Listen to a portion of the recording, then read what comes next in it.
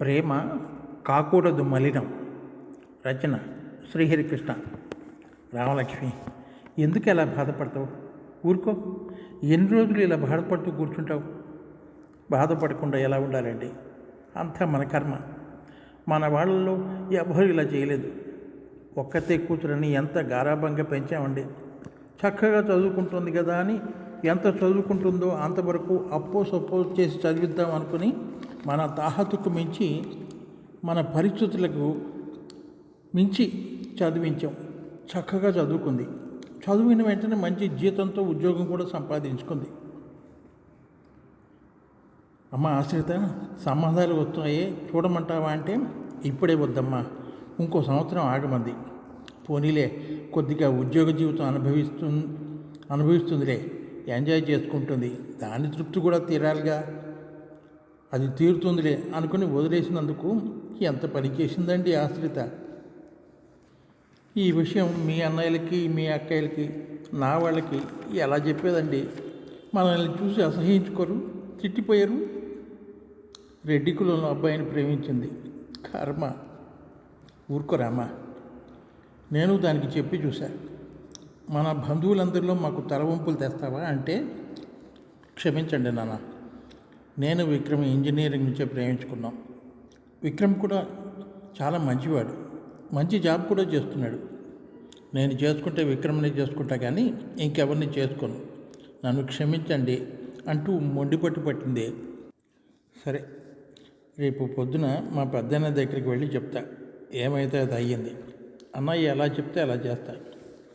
చాలా లేట్ అయింది, బాధపడుకో, నిద్రపో. మర్నాడు, అన్నయ్య ఎలా ఉన్నారు? వదిన కులాసాగా ఉందా? నీ కాళ్ళ నొప్పులు తగ్గాయా? భలేవాడివేరా. మా ఇంట్లో 3 ఇలవేల్పులు ఉన్నారు. ఒకరేమో మోకాటి మహాలక్ష్మి దేవత, రెండో దేవత స్వీటు మహాలక్ష్మి దేవత, ఇక మూడో దేవత ఒత్తిడి మహాలక్ష్మి దేవత. వాళ్ళందరినీ అంత తొందరగా వదిలేస్తే ఎలా? కొన్నేళ్ళు ఆ ఇలవేల్పులు ఉండాల్సిందే. భలే గమ్మత్తుగా చెప్పావన్నయ్య. మోకాళ్ళ నొప్పులు, షుగరు, బీపీలు, వాటిని ఇలవేలుపుతో పోల్చావు. ప్రస్తుతం వారంతా ప్రతి ఇంట్లోనూ ఇలవేలుపులే. రోజు వాటికి మాత్రల నైవేద్యం పెట్టాల్సిందే, లేకపోతే వాళ్ళ ఉగ్రరూపం చూపించరు. అది సరే కానీ, మరదలు, రాముగాడు, ఆశ్రితలు ఎలా ఉన్నారు?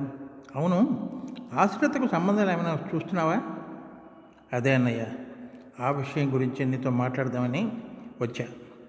మరి రామలక్ష్మి తెల్లదే ముందు నన్ను మీతో మాట్లాడమంది, అందుకు నేను ఒక్కడనే వచ్చా. ఏంట్రా అలా డల్గా మాట్లాడుతున్నావు? ఏం లేదన్నయ్య, ఈ విషయం నీతో ఎలా చెప్పాలా అర్థం కావటం లేదు, అందుకని. ఏంట్రా, ఏదైనా ప్రాబ్లమా? అవునన్నయ్య, అది ఆశ్రిత. చెప్పరా, ఆగిపోయావేంటి? అప్పుడే పెళ్లి చేసుకోను అని భీష్మించుకుని కూర్చుందా ఏమిటి? అది ఎవరినో ప్రేమించింది అన్నయ్య. ప్రేమించిందా? ఒరేయ్, ఈ రోజుల్లో అది కామన్ అయిపోయింది కదరా. పెద్దవాళ్ళు చూసి మాట్లాడే రోజులు పోయాయి. ఎవరి డెసిషన్స్ వాళ్ళే తీసుకుంటున్నారు ఈనాటి జనరేషన్. అది మంచి అయినా సరే, చెడైనా సరే. ఇంతకీ అబ్బాయి ఏం చేస్తున్నాడు? ఉద్యోగం చేస్తున్నాడా? ఉద్యోగం చేస్తున్నాడు, కానీ అన్నయ్య, అతగాడిది మన కులం కాదు, రెడ్డి కులస్తుల అబ్బాయి. వద్దమ్మా, మన బంధువుల ముందు అభాసపాలు అవుతామంటే, చేసుకుంటే అతన్ని చేసుకుంటా, లేకపోతే పెళ్ళే వద్దు, వేరే సంబంధాలు చూస్తే చస్తానని బెదిరించింది అన్నయ్య. ఇంత జరిగింది కాబట్టి రాజ్యలక్ష్మి మీ దగ్గర రావడానికి మొహం చెల్లలేదు, ఏం చేయాలో తోచడం లేదు. అది ఇలా చేస్తుందని అనుకోలేదు అన్నయ్య. అన్నయ్య, నన్ను క్షమించండి అన్నయ్య. ఒరేయ్, అది చేసిన దానికి నువ్వు క్షమాపణ అడగటం ఏమిటిరా? వాళ్ళకి వయసు వచ్చింది, మేజర్లు అయ్యారు, లేచిపోయి పెళ్లి చేసుకొచ్చి ఆశీర్వదించండి అని అంటే మీరేం చేస్తారు? అది అలా కాకుండా ముందే చెప్పింది. మనకి బాధ ఉంటుంది, మన కులాల వాళ్ళకి ఇచ్చి పెళ్లి చేయలేకపోయామే అని. ఒక విధంగా అది మంచి పనే చేసింది. నువ్వేం బాధపడవు. ఎవరి నుదుటి రాత ఎలా ఉంటే అలాగే జరుగుతుంది. దాన్ని ఎవరు మార్చలేరు. మంచి రోజు చూసుకుని వాళ్ళతో మాట్లాడదాం పెద్దవాళ్ళగా. వాళ్ళు ఒప్పుకుంటే ఓకే, లేకపోతే తర్వాత ఏం జరుగుతుందో అలా జరుగుతుంది. అన్నయ్య రెడీగా ఉన్నారా? 9:30 లోపు బయలుదేరదాం. తర్వాత వర్జం వచ్చేస్తుంది. వదిన కూడా రెడీగా ఉందా? ఇప్పుడు అదెందుకురా, అంతా ఓకే అనుకున్న తర్వాత మిగతా విషయాలు మాట్లాడుకోవడానికి ఆడవాళ్ళని కూడా తీసుకెళ్దాం. ముందు మన ఇద్దరం వెళ్దాం పదా. వదిన వెళ్ళొస్తాం, వెళ్ళరండి, జాగ్రత్తగా మాట్లాడండి. నమస్కారం అండి. నమస్తే అండి, కూర్చోండి. నా పేరు లక్ష్మీకాంత శర్మ. వీరు మా అన్నయ్య గారు విశ్వనాథం గారు. నమస్కారం అండి. నమస్తేనండి. మేము వచ్చిన విషయం ఏమిటో మీతో మాట్లాడదామని వచ్చాం. మీకు తెలిసే ఉంటుంది, మా అమ్మాయి ఆశ్రిత మీ అబ్బాయి విక్రములు ప్రేమించుకున్నారని చెప్పారు. చాలా చెప్పి చూసాం. మీ అబ్బాయిని తప్ప వేరే అతన్ని చేసుకోనని చెప్పింది. మన కులాలు వేరు, వాళ్ళ పద్ధతులు వేరు, మన పద్ధతులు వేరుగా ఉంటాయి అని ఎంత కన్విన్స్ చేసినా వినేటట్లేదు. అందుకని మీతో మాట్లాడదామని వచ్చాం. మా తరఫు నుండి మేము సుముఖంగానే ఉన్నాం. మనం ఒప్పుకోకపోయినా వాళ్ళు పెళ్లి చేసుకునేటట్లుగానే ఉన్నారు. ఇద్దరు ఉద్యోగాలు చేసుకుంటున్నారు, పెద్దవాళ్ళుగా మారిపోయారు. మనం కొద్దిగా పెద్ద మనసు చేసుకుని వాళ్ళ పెళ్లి జరిపిస్తే బాగుంటుందని మా అభిప్రాయం. మరి మీ అభిప్రాయం కూడా చెబితే. మేము కూడా గత వారం రోజుల నుండి అదే ఆలోచనలో ఉన్నాం సార్. మావాడు కూడా మొండిగానే ఉన్నాడు, ఎంత చెప్పినా వినడం లేదు. ఒరేయ్, వాళ్ళు బ్రాహ్మణులు, మనమేమో రెడ్డివాళ్ళు. వాళ్ళకి మడి ఆచారాలు ఎక్కువ. మన పద్ధతులు వాళ్ళ పద్ధతులు వేరువేరుగా ఉంటాయి. పైగా వాళ్ళు పక్కా శాకాహారులు, మనమేమో నాన్ వెజిటేరియన్స్. పొత్తు కుదరరా అంటే వినడం లేదు. మేమిద్దరం అడ్జస్ట్ చేసుకుంటాం, ఎవరిని ఇబ్బంది పెట్టమంటాడు. పైగా క్రిందటి నెలలో మా వాళ్ళలోనే ఓ సంబంధం వచ్చింది వాడికి. 5 ఎకరాల పొలం, అన్నీ కలిపి ఓ 3 కోట్ల దాకా ఇస్తామన్నారు. మీకు తెలుసు అనుకుంటా, మాలో కట్నాలు కొంచెం ఎక్కువే. మీకు కట్నమే కావాలంటే నేను సంపాదించి ఇస్తా, కానీ నేను ఆశ్రితనే పెళ్లి చేసుకుంటా అంటున్నాడు. కానివ్వండి, మనకి పిల్లలు సుఖంగా ఆనందంగా ఉండటం కావాలి. మంచి రోజు చూసుకురండి, ముహూర్తాలు పెట్టుకుందాం. కట్నం లేకపోయినా పెళ్లి మటుకు చాలా గ్రాండ్గా జరగాలి. ఆ విషయంలో మటుకు నేను కానీ మా ఆవిడ కానీ కాంప్రమైజ్ కాం. మంచిదండి, చాలా సంతోషం. వస్తాం, వెళ్ళొస్తామండి. పంతులు గారు, మా అబ్బాయి వాళ్ళ అమ్మాయి నక్షత్రాల ప్రకారం మంచి ముహూర్తం పెట్టండి. అలాగేనండి, ఇప్పుడే పంచాంగం చూసి దివ్యమైన ముహూర్తం పెడతా. అయ్యా, వచ్చే నెల 3వ తారీఖు రాత్రి 7:34 ఓ మంచి ముహూర్తం ఉంది. ఇంకా ముందు 2-3 ఉన్నాయి కానివ్వండి, అవి అంత గొప్పగా లేవు. వచ్చే నెల ముహూర్తం మనకు చాలా దివ్యంగా ఉంది. ఖాయం చేసేయమంటారా? ఏ శర్మగారు, ఖాయం చేసేయమంటారా? 4 రోజుల సమయం, పనులన్నీ చకచక జరిపించాలి. అందులో మీకు ఎక్కువ పని ఉంటుంది. తప్పకుండా ఆ ముహూర్తమే ఖాయం చేయండి. అయ్యా శాస్త్రి గారు, ఆ ముహూర్తమే ఖాయం చేసేయండి. శుభస్య శీఘ్రం. అయ్యా, మరి నేను ఇక వెళ్ళొస్తా. పంతులు గారు, ఇదిగోండి మీ సంభావన. చాలా సంతోషం నాయన, వెళ్ళొస్తా. శర్మబాబు గారు, చాలా థ్యాంక్స్. తక్కువ టైంలోనే మనం మాట్లాడుకున్నట్టుగానే కొన్ని మీ పద్ధతులను కొన్ని మా పద్ధతులను చక్కగా పెళ్లి జరిపించుకున్నాం. మా వాళ్ళు కూడా చాలా అభినందించారు మిమ్మల్ని. దాందేముంది బావగారు, మీ అందరి సహకారంతో అంతా సవ్యంగా జరిగింది. కొద్దిగా ఆ బంధువులే తక్కువగా వచ్చారన్న బాధ తప్ప అంతా బాగానే జరిగింది. మా ఆశ్రితకు మీ పద్ధతులు అలవటానికి కొంచెం సమయం పట్టచ్చు. మీ అమ్మాయికి ఎలా చెప్తారో దానికి కూడా అలాగే చెప్పి జాగ్రత్తగా చూసుకోండి ప్లీజ్. భలేవారే బావ గారు. ఇప్పుడు మీ అమ్మాయి మా కోడలు కాదు, మా కూతురు ఆశ్రితకి నెలలు నిండాయి. విక్రమ్, ఇదేం బాగాలేదు. అన్ని ఫంక్షన్లు మీ పద్ధతి ప్రకారమే జరగాలంటే ఎలా? మా అమ్మ వాళ్ళకి కూడా కొన్ని ఫంక్షన్స్ వాళ్ళ పద్ధతి వరకు జరుపుకోవాలని ఉంటుంది కదా. వాళ్ళకి కోరికలు సంతోషాలు ఉంటాయి కదా.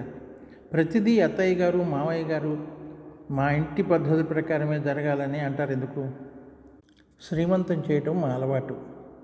ముత్తైదువులందరినీ పిలిచి అందరి చేతుల గాజులు వేయించి ఎంతో గ్రాండ్గా చేస్తారు మా పద్ధతిలో. పెళ్ళికి మా వాళ్ళు ఎవరూ రాలేదు. కనీసం ఈ ఫంక్షన్ కన్నా గ్రాండ్గా చేద్దామని అమ్మా నాన్న అనుకుంటున్నారు. మా బంధువుల్లో కూడా ఈ మాట చాలామంది వస్తారని చెప్పారట. అత్తయ్య గారేమో మాకు ఈ శ్రీమంతాలు అలవాటు లేవు అంటున్నారు. ప్లీజ్ విక్రమ్, అత్త మామయ్యలకి చెప్పు. ఆశ్రీ, నేను ఎటూ చెప్పలేకపోతున్నా. ఎవరో ఒకరికి వాళ్ళ ఇళ్లలో ఎవరికో శ్రీమంతం చేస్తే ఏదో కీడు జరిగిందట, అందుకే వద్దంటున్నారు. ఎవరికో జరిగితే అందరికీ అలా జరగాలని లేదుగా విక్రమ్. నాకు కూడా ఆ ఫంక్షన్ చేయించుకోవాలంది. సరేలే, రేపు చెబుతాలే వాళ్ళకి. ఒరే విక్రమ్, మేము చెప్పాం కదరా, మన ఇంటిలో ఆ ఆచారం లేదు, మానేసిన పద్ధతిని మళ్ళీ చేస్తే మన వాళ్ళ ముఖాల మీద ఉమ్మేస్తారు. మేము చెప్పాల్సింది చెప్పాం. నీకు ఇష్టమైతే పంపు, మేమైతే ఆ ఫంక్షన్కి వెళ్ళాం. నువ్వు అస్సలు వెళ్ళడానికి వీల్లేదు. అదేంటి నాన్న, కడుపుతో ఉన్న ఆడవాళ్ళ కోరికలు తీర్చాలి కదా. తను ఎంత బాధపడుతుంది. నేనైతే పంపుదామనుకుంటున్నా. రేపే వెళ్ళి నేనే దిగబట్టి వస్తా. పైగా ఏ ఆడపిల్లకైనా కన్నవాళ్ళింట్లోనే కన్నతల్లి సమక్షంలోనే మొదటి కాల్పు అవ్వాలి అంటారు. అలాంటిది కూడా వద్దంటే ఎలా నాన్న? ఆహా, మాకే చెప్పేంత పెద్దవాడి అయ్యేవా నువ్వు? అసలు మీ పెళ్ళికి ఒప్పుకున్నామే, అదే మేము చేసిన పెద్ద తప్పు. ఒక్కగానొక్క కొడుకుని గారాబంగా పెంచామే, అదే మేము చేసిన తప్పు. మీ పెళ్లి మూలంగా మన వాళ్ళందరి చేత నానా మాటలు పడాల్సి వచ్చింది. చెయ్యి అంటూ కోపంగా లోపలికి వెళ్ళిపోయాడు కృష్ణారెడ్డి. అన్నయ్య, పిల్లాడి పుట్టి 3 నెలలైంది. కనీసం పిల్లాన్ని కానీ ఆశ్రితని కానీ చూడటానికి వాళ్ళెవరూ రాలేదు. విక్రమ్ మాత్రం ఒకసారి వచ్చి చూసి వెళ్ళాడు. వాళ్ళ అమ్మా నాన్నలు చాలా కోపంగా ఉన్నారని చెప్పాడు. ఆశ్రిత రోజు ఏడుస్తూనే ఉంది. ఏం చేద్దాం రా అన్నయ్య, రేపు అందరం కలిసి వాళ్ళ ఇంటికి వెళ్దాం. నేను చూసుకుంటా కదా, మీరేమీ కంగారు పడకండి.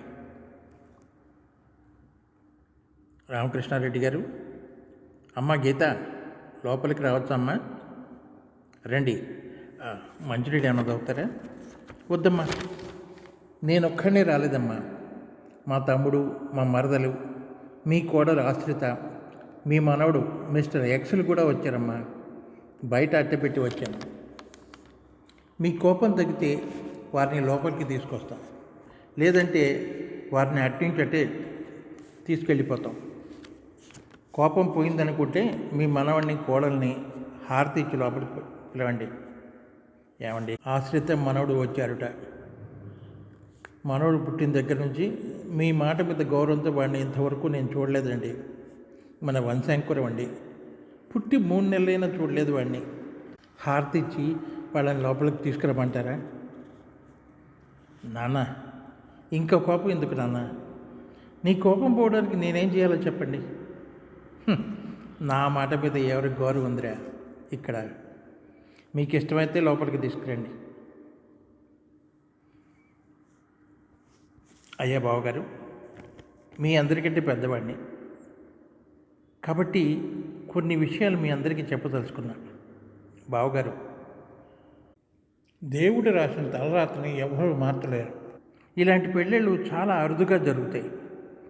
మీ ఇద్దరు మీ పిల్లల భవిష్యత్తు దృష్టిలో పెట్టుకుని ఎవరైనా ఏమైనా అనుకుంటారనే భయంతో మీ మనసుకి సమాధానాలు చెప్పుకొని రాజీపడి ఈ పెళ్లి జరిపించారు.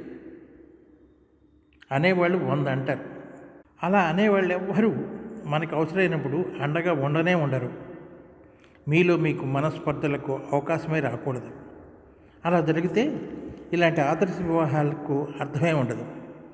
నేను చెప్పిన ఈ మాట మీ బంధువుల్లో కానీ మా బంధువుల్లో కానీ ఎవరైనా వింటే ఎగతాళి చేసేవారే ఉంటారు ఖచ్చితంగా.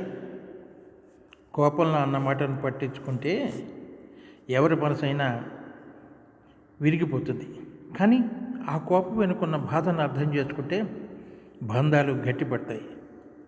ప్రేమ ఎంత మధురమైంది.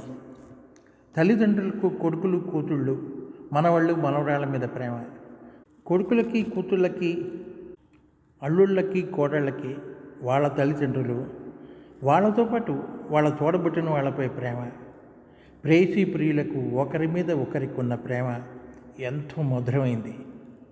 అలాంటి ప్రేమ ఎప్పుడు కాకూడదు మలినం. అలా మలినమైతే ఆ మలినం వదులుచుకోవడానికి జీవితాలే వేస్ట్ అవుతాయి. చూడండి, మీ మనవడు ఎంత ముద్దుగా బొద్దుగా ఉన్నాడో. నేనైతే వీడిని మధురం అని పిలుస్తాను. మరి మీరేం పెట్టుకుంటారో వాడికి పేరు పెట్టుకోండి. మధురం చాలా చక్కగా ఉంది ఆ పేరు, దాన్నే కంటిన్యూ చేద్దాం అంటూ వాడిని ఒకరిని తర్వాత ఒకరు హత్తుకుని ముద్దులతో ముంచెత్తారు. ఇదండి కథ.